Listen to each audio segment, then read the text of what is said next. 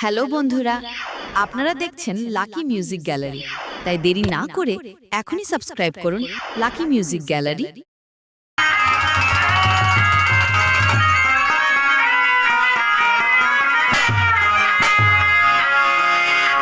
আমার বড় পীরের নামে দুয়ারে, আমার বড় পীরের নামে দুয়ারে,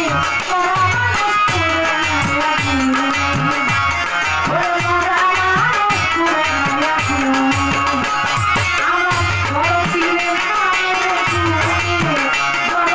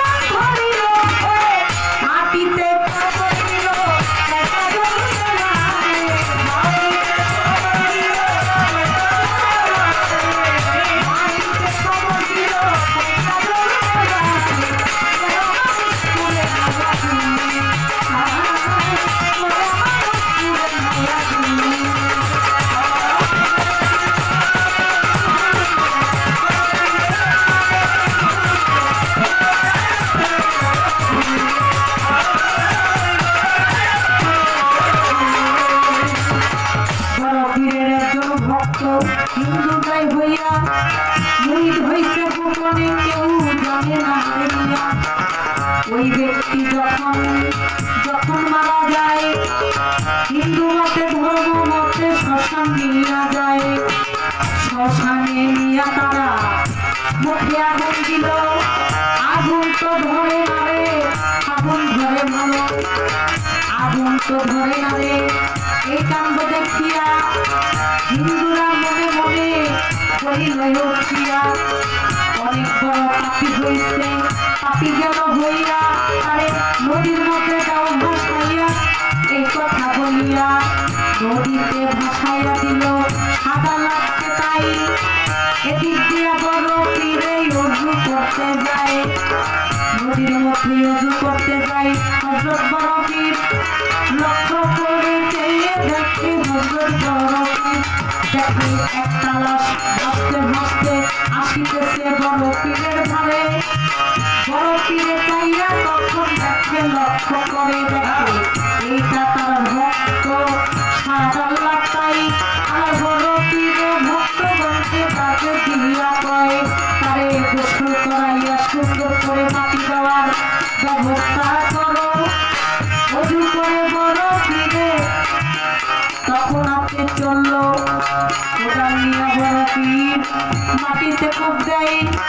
এদিক দিয়া ভক্তরা বলা বলি করতেছে, বড় পীর শুনতে পাই বলে এই ব্যক্তি একজন হিন্দু, আপনারে জানাই মাটি কেন দেন তারে বলেন দেখি তাই। বড় পীর কয়ে আমার ভক্ত তোমাদের কইয়া, আমার ভক্ত মুসলমান গেছে হইয়া। তোমরা জানো না তোমাদের জানাই, মুসলমান হইয়া গেছে বায়াত হইয়া তাই।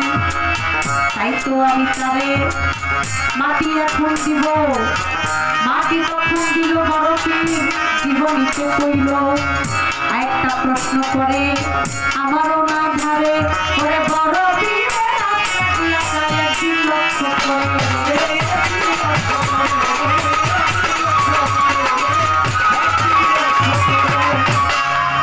যে ব্যক্তি নিজেরা বড় পীর দাবি করছিল তার নাম হলো সাইয়দ মাকদুম। সাইয়দ মাকদুম শরীয়ত, তরিকত, হাকিকত, মারিফত বিষয় সম্পর্কে অনেক জ্ঞান অর্জন করেছিল। ছোট সৈয়দ মাকদুম তিনি শরীয়ত, তরিকত, হাকিকত, মারিফত সম্বন্ধে অনেক জ্ঞান অর্জন তিনি করেছিল। জ্ঞান অর্জন করতে করতে তার ভিতরে একটা অহংকার চলে আসছিল। কিছু লোকজন বড় পীরকে তালাশ করার জন্য বাগদাদ শহরে যায়। সেখানে গিয়ে ওই আস্তানার মধ্যে ঢুকে বলতেছে আমরা বড় পীরের তালাশের জন্য আসছি। এদিক দিয়ে বড় পীর রাস্তা দিয়ে যাইতেছে। যখন শুনছে যে আমরা বড় পীরের তালাশে আসি, বড় পীর ওই আস্তানার সামনেই বড় পীর দাঁড়ায় আছে। তখন ওই সাইয়দ মাকদুম বলতেছে আমি বড় পীর। সে বলল এখন আমি বড় পীর, আমার চাইতে বড় আর কোনো পীর নাই। এই কথা বলার সাথে সাথে তিনি যা অর্জন করছিল, আধ্যাত্মিক যে জ্ঞান অর্জন করছিল, সাথে সাথে তা বিনাশ হয়ে গেছে। তার মাথা পাগলের মতো হয়ে গেছে, সে আর কিছু বুঝতেছে না। তার দুনিয়াদারি উলটপালট লাগতেছে। সে বুঝতে পারলো যে আমি বড় পীরের নামে বেয়াদবি করেছি, আমার এই কাজটা করা উচিত হবে। দেখে বড় পীর দাঁড়াই আছে, মাপ চাইলো বড় পীরের কাছে, মাপ করিয়া দেন আমারে, আমি বুঝতে পারি নাই। মনের মধ্যে অহংকার ছিল, তাই নিজের বড় পীর ভাবতেছিলাম, আপনারে জানাই। বড় পীর ক্ষমা করে দিল তারে। আবার সে আগের মতো হয়ে গেল, জীবনী প্রমাণ করে তাসকিরাতুল আউলিয়া দিল প্রমাণ দিয়া। এই তো তাহার কথা ছিল, বলিলাম খুলিয়া। ছোট করে একটি কথা আমি জানতে চাই, বুঝাইয়া দিবে না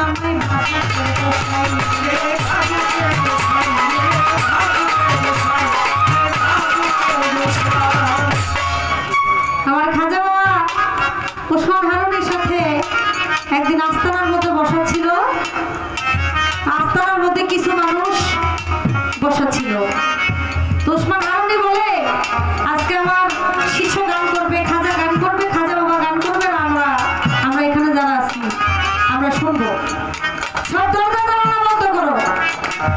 ছোট সব দরজা জানালা যা কিছু আছে সব বন্ধ করলো।